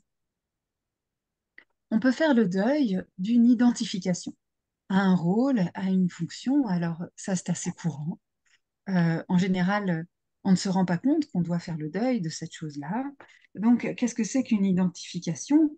Eh bien, un rôle, eh bien, c'est quand on est persuadé que ce que l'on est défini par ce que l'on fait. Donc, je suis depuis 20 ans le directeur de cette entreprise. Donc, diriger une entreprise, c'est moi. Je suis dirigeant, c'est mon identité. Je suis depuis 40 ans la mère de 5 enfants. Donc, être mère, c'est moi. Je suis une mère et je ne suis plus que ça. Je suis infirmière, je sauve comme ça des gens toute la journée. Donc, sauver les gens, être à leur écoute, c'est moi. Je, je crois que c'est mon identité, que je suis ma fonction, que je suis mon rôle. Les décodeurs biologiques ici présents, quel que soit leur niveau d'apprentissage ou de pratique, savent à quel point l'identification à un rôle peut être euh, génératrice de maladies ou entretenir des maladies telles que des cancers, notamment les maladies auto-immunes également, c'est-à-dire des maladies où tout à coup on a une perte d'identité au profit d'une identification. On ne sait plus qui on est, soi, son essence, son identité, on se prend pour le costume que l'on a endossé depuis 20 ans, 10 ans, 50 ans, depuis sa naissance. On croit que l'on est son propre costume. Donc, il s'agit d'aider les personnes à se désidentifier. Là aussi, parfois, ça prend quelques secondes, quelques minutes, et parfois, c'est un véritable processus de deuil. C'est-à-dire, mais alors, si je ne peux plus être la sauveuse de tout un chacun, alors qui suis-je? Et je dois renoncer à cette fonction pour être qui je suis. Mais comment faire? Je ne sais pas, j'ai pas de ressources, je ne sais pas quoi mettre à la place. Et puis cette fonction, elle avait des bénéfices, j'étais reconnue, on m'aimait pour ça, je suscitais l'admiration, l'amour. Alors si je ne suis plus la sauveuse, je dois renoncer à beaucoup de choses. Donc, bien sûr, pour accompagner les gens là-dedans, il faut leur faire comprendre le bénéfice à renoncer à l'identification et à trouver son identité. Sinon, ils ne lâcheront jamais. Donc, euh, là aussi, il y a des processus de PNL, plein de processus qui existent pour aider la personne à retrouver son centre, son identité et à se détacher de ses rôles, soit définitivement, soit simplement les considérer comme des fonctions provisoires dans une vie, au même titre que je suis papa, je suis professionnelle, je suis un mari, je suis un frère, je suis un fils, mais je suis beaucoup plus que ça. Je suis beaucoup plus que les rôles que j'incarne. Donc, on peut faire le deuil d'une identification. Enfin, on peut faire le deuil d'une attente, d'un désir inassouvi, donc de ses propres projets de vie. Par exemple, j'ai 40 ans et j'ai toujours voulu avoir des enfants et je sens que la préménopause arrive, je n'ai encore rencontré personne et j'ai peur de devoir renoncer à la vie de famille dont j'ai toujours rêvé, renoncer à la vie à enfanter, donc je dois faire le deuil de cela. Ou bien ça peut être, j'ai 30 ans euh, ou 25 ans et je voulais être sportive de haut niveau, faire les Jeux olympiques dans mon sport. Et puis je me suis blessée une fois, deux fois, trois fois. Et puis voilà que je sens que j'ai pas le niveau, je l'aurai jamais pour atteindre mon objectif de champion olympique. Et maintenant, je suis trop vieux. Le temps a passé, il y a quelque chose de définitif, d'irréversible. C'est trop tard. Donc, que ce soit l'horloge biologique, que ce soit le temps, la vieillesse qui me rattrape, c'est trop tard. Donc, il m'arrive de devoir renoncer comme ça à des projets. Donc, parfois, c'est facile et parfois, ça rejoint l'identification. La personne s'identifie. Si je ne suis pas champion olympique et sportif de haut niveau, alors je ne suis rien. Je n'existe pas. Si je ne suis pas une épouse, une mère, si je ne fonde pas une famille, alors je ne suis rien. Donc, les deux se répondent. Et enfin, on peut aussi avoir des attentes, des désirs inassouvis dans une relation, comme par exemple, j'ai toujours voulu que mon père me reconnaisse, qu'il soit fier de moi. Ça n'a jamais été le cas. Et j'attends toujours. Mon père est vivant et je continue de me plier en quatre pour essayer de lui plaire, essayer d'être à la hauteur de ses attentes. Il y aura bien un jour où il finira par être fier de moi, n'est-ce pas? Et ça n'arrive jamais, donc je suis désespérée. Mais je continue d'essayer. Ça peut être ma maman n'a jamais été tendre ni douce avec moi. Je suis maintenant adulte et je continue de m'occuper d'elle maintenant qu'elle est âgée, en espérant qu'un jour elle aura un mot d'amour, un mot de tendresse. Et je me désespère parce que ça n'arrive jamais. Donc, dans ce cas-là, aider la personne à faire le deuil, à renoncer à ce qu'elle attend quand bien même la personne de qui elle attend cette chose est encore vivante, un petit peu comme le cas de la disparition, eh bien, c'est très important. Puisque de nouveau, comme je vous expliquais, ça aide la personne à sortir d'une posture figée, passive. Alors, passive dans l'attente, je réclame quelque chose qui vient de l'extérieur, qui ne m'a jamais été donné. Par contre, active dans le fait euh, où je me plie en quatre, j'essaye de tout faire pour attirer l'attention et pour générer cette chose-là qui ne m'a jamais été donnée, ça ne marche pas, mais je continue de dépenser de l'énergie là-dedans. Donc, je mets toute mon attention sur la personne à l'extérieur de moi et ce que je voudrais recevoir d'elle, et donc tout ce que je peux faire pour nourrir cette relation, au lieu de mettre mon attention sur moi, ma vie, mes réalisations, mon propre amour de moi, ma propre fierté de moi-même. Donc, au lieu de monter dans le bateau de la vie, je reste figée sur mon île à espérer, à attendre et à m'activer, à chercher l'impossible. Donc, là aussi, j'invite les personnes à faire le deuil, à renoncer à ce qui n'existera jamais. Encore une fois, je fais de la pédagogie, il ne s'agit pas de jouer les divinatrices. Je ne sais pas si un jour ton père se réveillera et te dira qu'il est fier de toi, ou ta mère aura sur son lit de mort un acte de tendresse. J'en ai aucune idée. Mais ce que je sais, c'est que si tu continues d'attendre, ta vie va passer. Donc il va mieux que tu vives, quitte à être surpris, plutôt que de rester là à attendre encore et encore, passer à côté de ta vie ou laisser passer ta vie et ton être profond au risque de ne jamais rien recevoir. Donc pour cela, c'est très simple. Là aussi, je fais écrire une phrase, je fais écrire et lire. Telle personne ne m'a jamais donné ceci et elle ne me le donnera jamais. Telle personne ne m'a jamais reconnu et ne me reconnaîtra jamais. Donc, j'invite la personne à se confronter à ce caractère définitif de manière à pouvoir dire, bon, bah, et puisque ça n'arrivera jamais, il est temps que je passe à autre chose. Voilà toutes les différentes manières d'accompagner quelqu'un dans le deuil et surtout de toutes les différentes manières de faire le deuil. Alors, en conclusion, eh bien, d'après ce que j'ai observé en pratique, eh bien, pour moi, faire le deuil, c'est renoncer à ce qui a été pour mieux créer, c'est retrouver son pouvoir intérieur, c'est-à-dire vraiment dans ce processus où on passe d'une relation externe à une relation interne qui existe à l'intérieur de soi, eh bien, on récupère son pouvoir créatif, son pouvoir sur soi-même, son pouvoir intérieur. Et donc, en quelque sorte, on construit et on renforce sa propre identité. C'est-à-dire que chaque relation que l'on a vécue, on l'intègre à l'intérieur de soi, ça devient des ressources, et on l'intègre à sa propre verticalité, à sa propre structure, et on devient soi avec toutes ces petites briquettes de l'ego qui ont été les différentes relations qu'on a pu avoir bénéfiques avec les uns et les autres. En tout cas, ce qu'on a gardé de bénéfique. Donc, j'aime à- j'aimerais conclure avec cette observation que j'ai faite, c'est que finalement, eh bien, chaque deuil que l'on est amené à vivre est une étape, une invitation à renforcer encore plus sa propre identité, à revenir à chaque fois un peu plus profondément à l'intérieur de toi, de soi, à construire un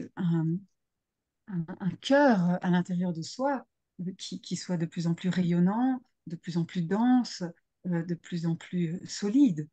Et donc, j'aime à croire que chaque étape du deuil nous permet de faire ça, quel que soit le deuil que l'on a à faire, que ce soit des personnes que l'on va perdre, et on va en perdre beaucoup au fur et à mesure de notre vie, que ce soit des lieux que l'on va perdre, des métiers que l'on va perdre, des rôles auxquels on va renoncer. À chaque renoncement, à chaque intégration de ce qui a été, eh bien, on renforce comme ça son identité, son énergie, sa vitalité intérieure. Donc, on va pouvoir rayonner de sa vitalité. Bien sûr, à valider, à expérimenter, à méditer par vous-même. Donc, je vous invite déjà dans votre vie à expérimenter cela, puisque je le sais, toutes et tous, vous êtes confrontés au deuil, tôt ou tard, vous l'avez déjà été, plusieurs fois, à Merde. différents niveaux, dans différents contextes, et vous le serez encore. Donc, retenez comment à chaque fois je vais pouvoir sortir encore plus rayonnant, encore plus vivant et encore plus construit de cette épreuve qui est le deuil. Et j'en termine sur ces belles paroles et donc j'accueille vos questions avec grand plaisir.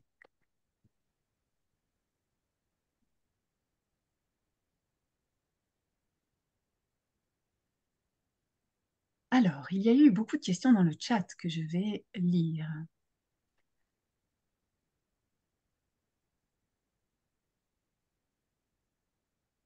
Ok, donc des commentaires. Je n'ai pas fait le deuil de mon papa. Ok, de Véronique. Il est toujours présent. La mort n'est qu'un au revoir.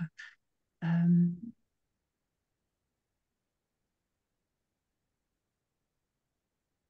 si la personne parle du mort au présent, est-ce que c'est aussi du déni?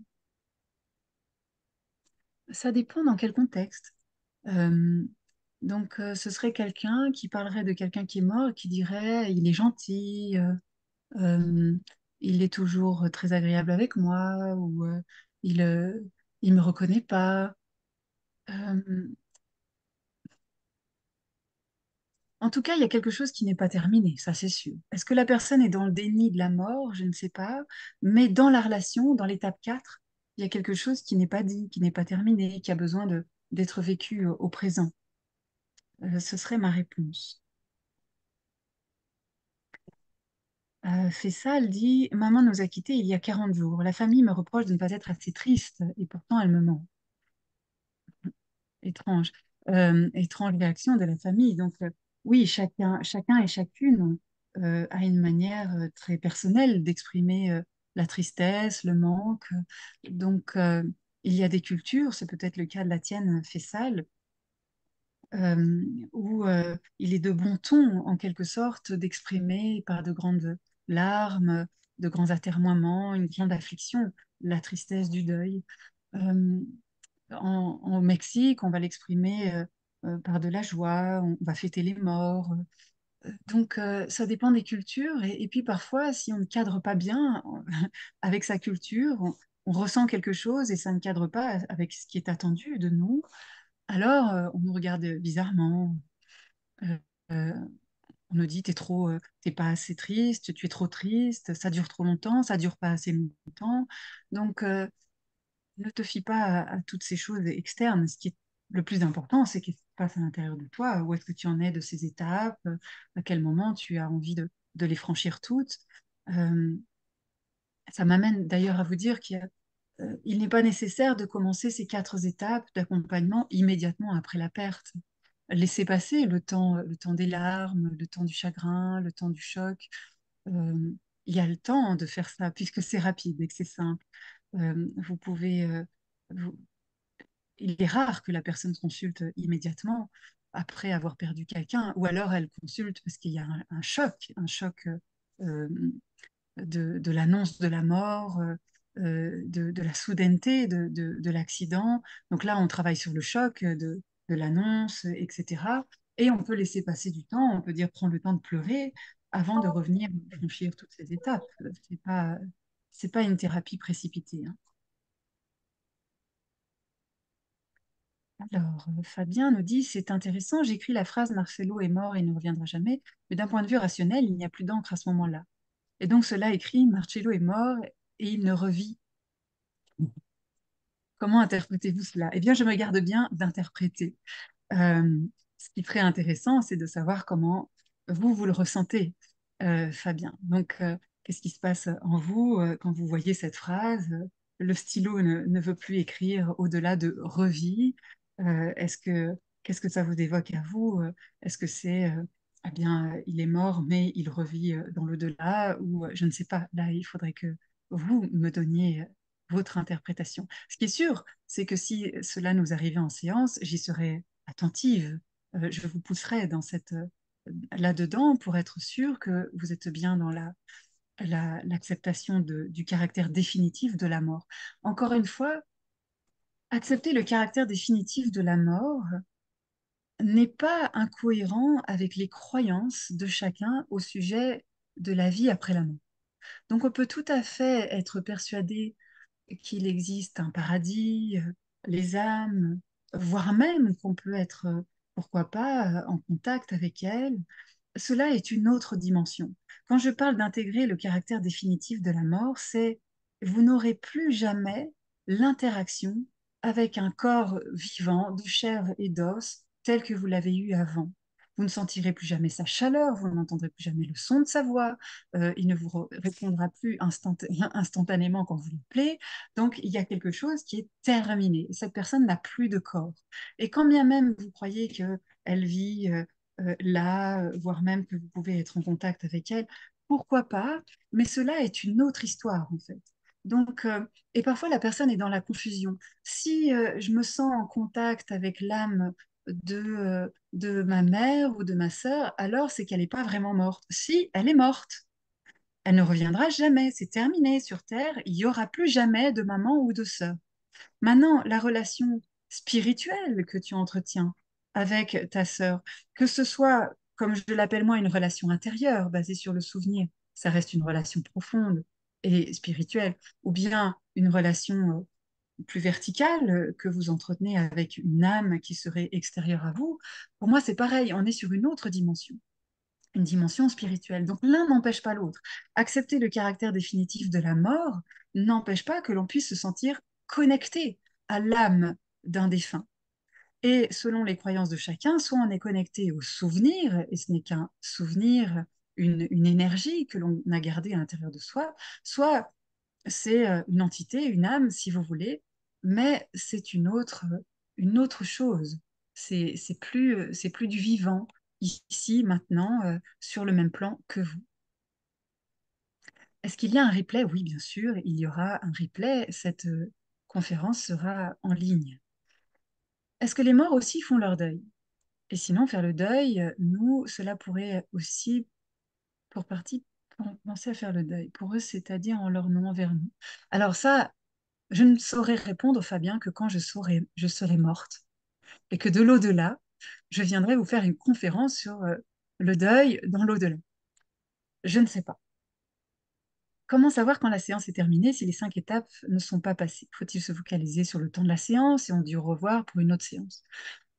En fait, c'est ce qui va se passer dans la séance euh, va vous donner des indications, c'est-à-dire que la personne pendant la séance, elle va traverser un certain nombre d'étapes douloureuses, émotionnelles, de soulagement. Et donc, si elle est complètement fatiguée, soulagée, libérée, bien que peut-être elle a encore des larmes à pleurer, de chagrin, elle est encore en train de vider toute sa tristesse, mais que profondément quelque chose a bougé. Elle dit, OK, je suis en train de pleurer, mais c'est OK, j'accepte, j'ai tout dit, et je vais prendre encore du temps pour pleurer et pour terminer ce qu'on a fait là. Vous savez que c'est passé. Et vous proposez une autre séance pour vérifier. Ce que j'appelle vérifier, au pire du pire, la personne, elle revient, elle vous dit, je vais bien.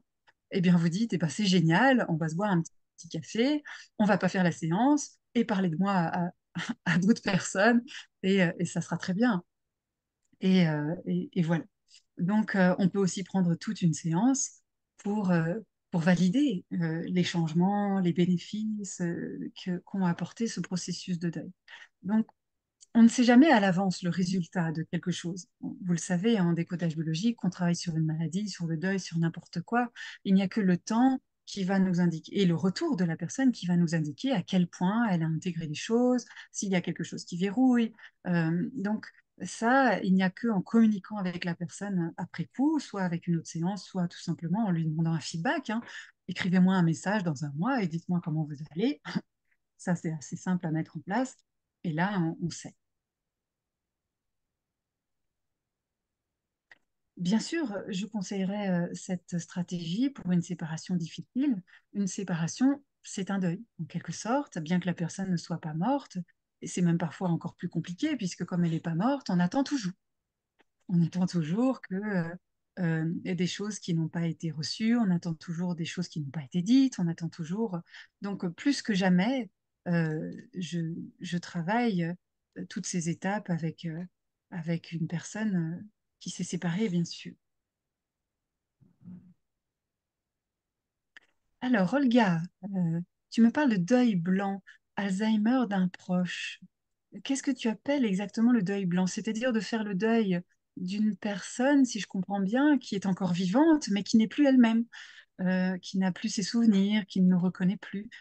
Eh Oui, c'est ça, mais bien, je fais excuse-moi. exactement la même chose.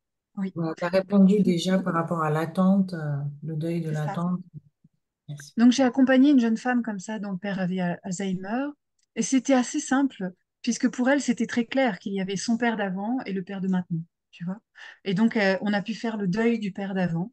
Elle a pu construire une belle image de son père d'avant et ne pas se focaliser sur l'image du père de maintenant. Et donc, le père de maintenant n'était plus qu'un être humain qu'elle accompagnait dans la compassion, l'amour, dans le souvenir du père d'avant, mais c'est le deuil du père d'avant qui lui permettait du coup d'accompagner efficacement le père malade. Est-il possible de jouer le rôle du défunt auquel s'adresse le patient, en portant un objet qu'il représente? Pourquoi pas, mais la plupart du temps, c'est pas nécessaire. Alors, si vraiment la personne a du mal à visualiser, ça arrive, le défunt, on peut mettre une chaise avec un papier où il y a écrit le prénom. Ou bien on peut lui demander, pourquoi pas, euh, je l'ai jamais fait, mais l'idée me vient maintenant, de s'adresser à un objet qui a appartenu au défunt. Voilà. Et pourquoi pas, si vraiment c'est nécessaire, euh, mettre une feuille avec un prénom sur son visage. Mais le plus simple, ce serait de prendre une photo, quoi.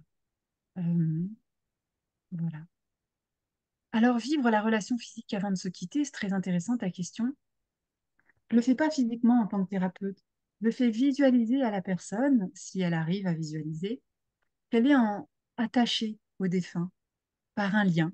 Donc ça peut être une corde, une ficelle, une liane. Je laisse à la personne choisir. Je dis, ce lien d'attachement qui vous rattache à la personne perdue, qu'est-ce que c'est? Est-ce que c'est un ruban, un cordon? Donc je cite comme ça rapidement des noms. Un ruban, un cordon, une liane, une ficelle, une chaîne, quelque chose. Et la personne me dit, ben, c'est un ruban. Il est attaché comment sur votre corps? Par le poignet, ou bien je le tiens. Certaines personnes me disent, c'est pas un lien, c'est on se tient par la main. Donc elles visualisent, on se tient par la main. D'autres, c'est on se touche épaule contre épaule. D'autres vont me dire, c'est un lien lumineux qui existe entre elle et moi, qui va du cœur au cœur.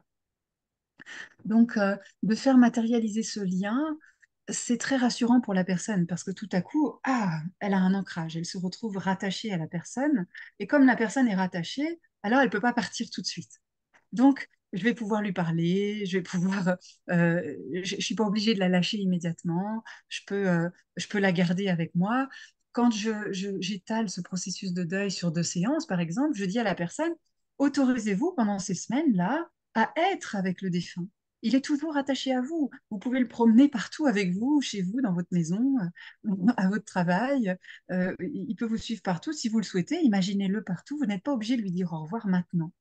Prenez, offrez-vous ce luxe, cette permission de passer du temps avec euh, ce défunt imaginaire, bien sûr, mais vraiment de passer du temps avec. C'est très libérateur d'avoir cette libération, puisque cette autorisation, pardon, parce que parfois les gens s'obligent à faire le deuil en disant je dois faire le deuil, je dois aller de l'avant, mais ce que je voudrais, c'est passer du temps avec la personne. Donc, quand en tant que thérapeute, vous arrivez à leur dire c'est OK, vous pouvez passer 2 mois, 3 mois à parler au défunt comme s'il était là avec vous, attaché à vous par ce ruban rose, ça me va très bien, continuez. Et on fera la suite. Plus tard, il sera temps de lui dire au revoir. Mais tant que tout n'a pas été dit, ça ne sert à rien.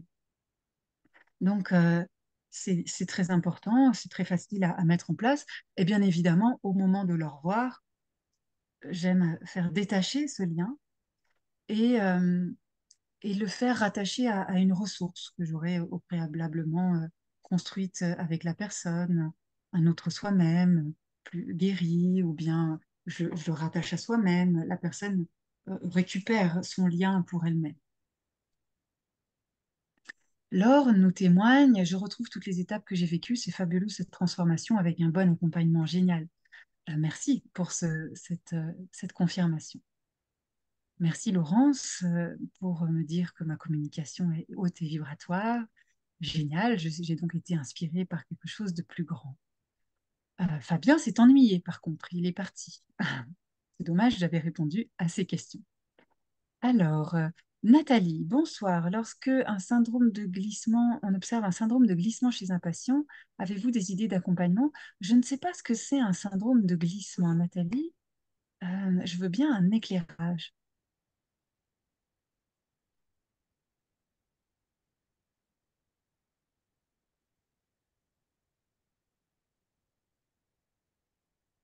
Si Nathalie est toujours là. Mirella, c'est quand Oui, la personne se laisse mourir, en fait, elle se donc laisse elle ne se mourir. nourrit plus et tout ça. Je pense que c'est ça. On a vu D'accord. beaucoup ça au moment du Covid, quand les personnes âgées n'avaient plus de visite et se laissaient mourir, en fait. C'est ça qu'on appelle le Ok. syndrome de glissement. Syndrome de glissement, oui, c'est ça. C'est en fait la personne, petit à petit, elle glisse vers la mort, quoi. Elle se laisse aller, en fait. Oui, donc là, est-ce que c'est à cause d'un deuil, d'une dépression? Là, il faut observer de quoi souffre la personne. Euh, Ma première idée d'accompagnement, c'est d'aller chercher en quoi la personne n'a plus de sens à sa vie, n'a plus, parce que si elle se nourrit plus, c'est qu'elle voit plus de raison de vivre, hein, donc il n'y a plus de sens. Donc ma priorité, ce serait de chercher à quel moment elle a perdu le sens de sa vie et de travailler là-dessus. Quels soins pour les personnes accompagnant professionnellement vers la mort? Donc les personnes qui travailleraient en soins palliatifs ou qui accompagnent les personnes mourantes. Euh, ah, c'est vaste comme question. Euh, Ça dépend de leurs demandes, et de quoi elles ont besoin, parce que souvent ce sont des personnes qui arrivent assez bien à faire le deuil, des personnes qu'elles accompagnent. Donc si ce sont des professionnels, j'ose espérer qu'elles ont reçu une formation sur euh, l'accompagnement à la mort, comment faire le deuil, ne pas s'attacher, etc. Mais en fonction de leurs besoins, de leurs demandes spécifiques, eh bien, tout est possible. Euh, donc, d'abord, examiner quelle est leur demande spécifique. Est-ce qu'elles ont perdu un patient, une patiente qui les a particulièrement touchées? Et pourquoi ce patient et cette patiente les a touchés? Est-ce que ça les renvoie à un être de leur famille? Ou, par exemple, je pense à une personne qui était kiné avec des enfants malades, handicapés. Et donc, très souvent, il y avait des pertes de petits, d'enfants dans son service. Et c'était très douloureux pour elle de perdre des enfants. C'était perdre un enfant qui meurt était le plus compliqué. Un vieillard qui meurt, c'est normal. Un enfant qui meurt, c'est anormal. Donc, elle a eu besoin d'accompagnement pour accepter l'inacceptable, cette espèce de non-sens de la vie. Donc, sa demande, c'est comment je peux continuer mon travail en étant moins affectée, tout simplement. Pardon. Alors, hmm, comment faire le deuil quand on n'a pas pu dire au revoir en face à face?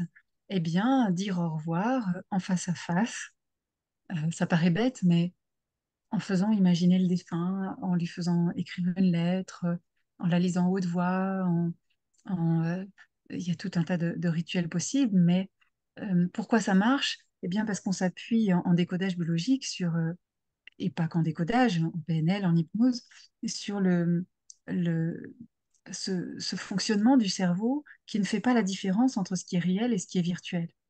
Donc, dans la réalité, je n'ai pas pu dire au revoir, mais je peux le faire virtuellement à condition d'être imprégné émotionnellement dans mon action. Je le fais pas juste intellectuellement, mais je prends le temps de visualiser la personne, je fais une vraie mise en scène visuelle. Et si j'arrive pas à le faire visuellement, je fais une vraie mise en scène. Je mets la personne en face, en photo, je lui parle, je parle à haute voix pour entendre ce que je suis en train de dire. Donc ça informe mon cerveau que les mots sont en train d'être prononcés. Et bien sûr, la personne ne peut pas me répondre en réalité, mais très souvent, je sens que la personne en face me répond, euh, enfin, les gens me témoignent, la personne en face me répond, ou bien elle réagit, elle a un sourire, elle me regarde avec bienveillance, elle me fait un signe. Parfois, me dit, bah non, elle me répond pas, mais je sens qu'elle valide ce que je dis. Donc, parfois, il y a des vraies conversations comme ça. Elle me répond, elle me dit ceci, elle me dit cela. Donc, bien sûr que ça se passe dans l'imaginaire de la personne. Mais c'est pas important que ce soit imaginaire. Ce qui est important, c'est que ça, ça dénoue des choses à l'intérieur. Donc, Pour le cerveau, ce qui est vécu de manière imaginaire ou virtuelle, à partir du moment où c'est vécu avec de l'émotion, c'est réel. Voilà pourquoi ça marche. Oui, Henri, il sera possible de réécouter le replay sur la chaîne YouTube. Euh, Génial, Julie, merci. Et à bientôt pour des prochaines conférences. Christine, accuser une autre personne d'être responsable de la mort d'un être est-il le signe d'un deuil non fait?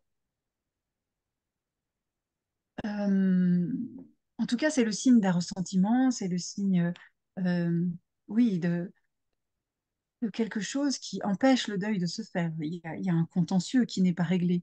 Donc, quand bien même ce n'est pas avec le défunt, c'est je ne pourrai pas faire le deuil du défunt tant que j'aurai pas réglé son compte, en quelque sorte, à celui qui lui est rentré dedans avec son camion, quoi. Lui était complètement innocent et conduisait tranquille sur son côté de la route. Et voilà que le camionneur bourré est venu le faucher en pleine jeunesse. C'est pas juste et je ne peux pas accepter cela. Donc, il y a quelque chose à travailler d'abord, avant toute chose, sur l'injustice, sur ce trauma, en fait, de l'injustice, de la mort violente, avant même de pouvoir commencer les étapes du deuil. Euh, et effectivement, je crois que c'est quelque chose qui peut bloquer le deuil. Si la personne tourne en boucle là-dessus, euh, elle peut pas, elle peut pas laisser le mort partir en paix, elle peut pas lui dire au revoir. C'est comme si elle lui devait quelque chose, en quelque sorte. C'est mon hypothèse, en tout cas. Conserver les affaires du défunt peut-il être considéré comme une incapacité de faire le deuil? Ça dépend. Si la personne garde toutes les affaires en disant je ne pourrai jamais défaire sa chambre et je la garde intacte, oui, là, il y a quelque chose qui est figé dans le temps. Si la personne garde, je garde la gourmette de mon père parce que c'est un ancrage pour moi de tout ce qu'il a été pour moi et j'aime beaucoup ce bijou, c'est comme une transmission, c'est pas nécessairement un deuil non fait. Donc là aussi, à observer. Euh, Aider une personne à se séparer des affaires d'un défunt, ça se fait tout seul une fois que le deuil est fait. La personne fera ça d'elle-même. Bien sûr, si elle est obligée de le faire avant qu'elle ait pu faire son processus de deuil, là, c'est plus compliqué pour elle. Mais faites le processus de deuil et ça ira tout seul. Où est-ce que je place les éventuels actes symboliques? Euh, je les place entre l'étape 4 et l'étape 5. C'est-à-dire au moment où la personne s'exprime, elle doit dire tout ce qu'elle a à dire. Soit le fait de le faire dans la séance est suffisant et on peut passer dans la séance à l'étape 5, soit la personne, elle a besoin de passer encore du temps avec le défunt, et dans ce cas-là, je l'invite pendant ce temps à écrire, à parler au défunt, ou bien carrément à mettre par écrit sur une lettre tout ce qu'elle a besoin, et d'apporter la lettre, et puis ensuite je m'appuie sur la lettre pour passer à l'étape du dire au revoir. Donc je fais lire la lettre dans la séance, je continue d'accompagner la personne. Donc en général, je le fais là.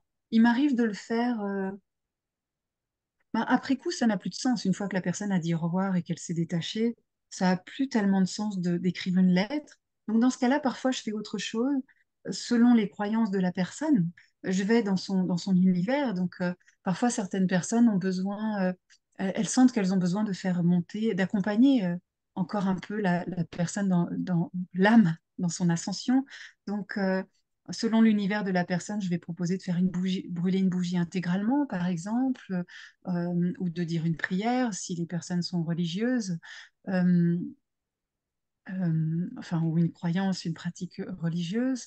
Je vais, euh, je vais m'intéresser à leurs rituels qui leur parlent, qui leur sont propres, de manière à ce qu'elles sentent elles ont fait un travail d'accompagnement, de détachement jusqu'au bout.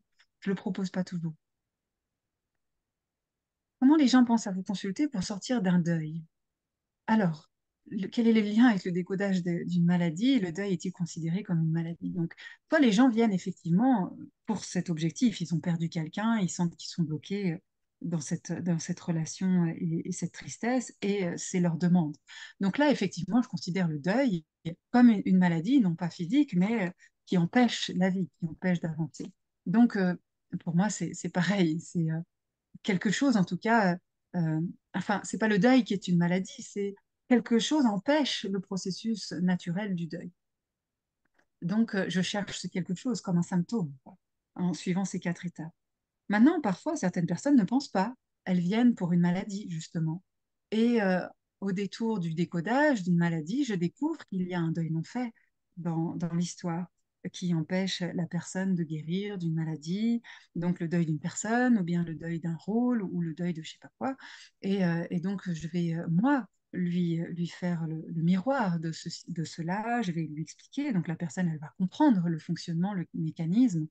Et dans ce cas-là, je vais lui demander si elle accepte que je l'accompagne dans ce processus. Et en général, elle dit oui, puisqu'elle est venue de toute façon pour être accompagnée dans sa maladie. Merci Sabrina, merci Elisabeth, merci Annie, merci Isabelle, merci pour tous ceux qui me disent merci. Je ne retrouve pas votre conférence sur les migraines sur YouTube. Je ne sais pas. C'est pas moi qui gère la chaîne, mais je poserai la question. Euh, Lors d'un suicide, les patients souffrent souvent de culpabilité. Comment faire? Eh bien, ça fait partie des contentieux.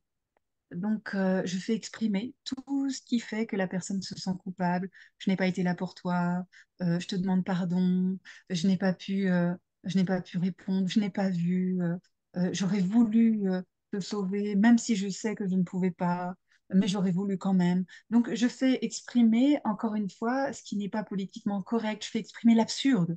Je sais bien que je ne pouvais pas te sauver, mais moi, je voulais quand même, par exemple. Et comme j'ai pas pu, je me sens coupable, c'est ma faute.